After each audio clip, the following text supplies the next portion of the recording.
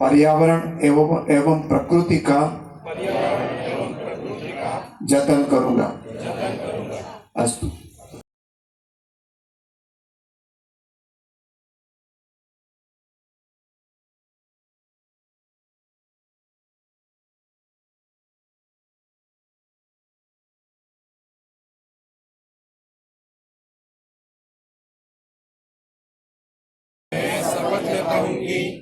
पर्यावरण को बचाने के लिए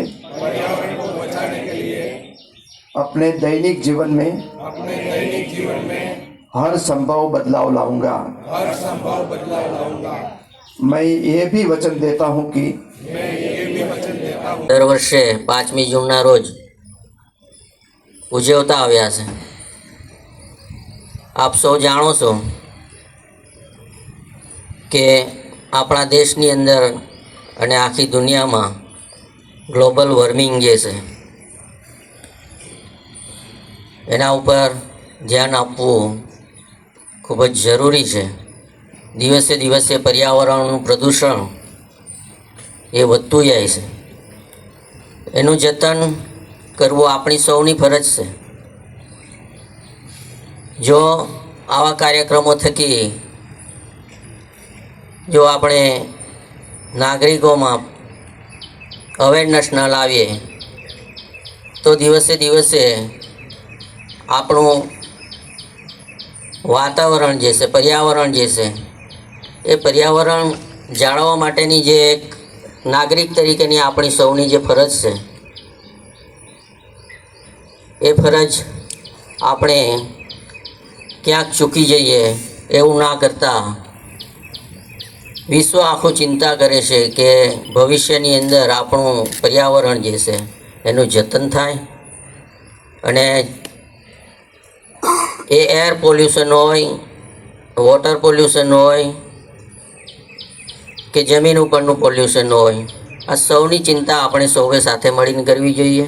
એના સંદર્ભમાં આપણા માનનીય વડાપ્રધાનશ્રીએ ખૂબ જ ચિંતા કરી છે અને સરકારશ્રીના એક કાર્યક્રમની સાથે આવરી લઈને આનું એક અભિયાન ચલાવ્યું છે। ત્યારે સ્વચ્છ ભારત સ્વસ્થ ભારતની સાથે હવે ફિટનેસ એ પણ જરૂરી છે। એટલે ઓબેસિટી મુક્ત ભારત થાય, પ્લાસ્ટિક મુક્ત ભારત થાય અને એ સંદર્ભમાં આપણે સૌએ સાથે જોડાઈને આ અભિયાનને સાર્થક કરવાનું છે। આજે આપણે આ વિશ્વ પર્યાવરણના દિવસે સૌએ સાથે મળીને આ 2-3 પ્રકારના જે કાર્યક્રમો છે એ કાર્યક્રમો સાથે મળીને સૌ પોતપોતાનું યોગદાન આપીએ।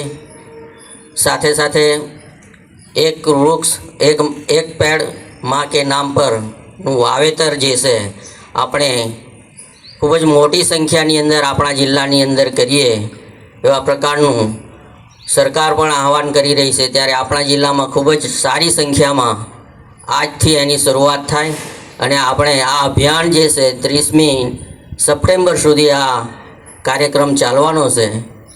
ત્યારે આપ સૌ એમાં સાથે જોડાઈને વધુમાં વધુ આપણા જિલ્લામાં વૃક્ષોનું વાવેતર થાય અને એનું જતન થાય। ફક્ત વૃક્ષોનું વાવેતર કરીએ એટલું જરૂરી નથી, એનું જતન થાય તો જ સાચા અર્થમાં આપણે વિશ્વ પર્યાવરણ દિવસની ઉજવણી કરેલી સાર્થક ગણાશે। ધન્યવાદ।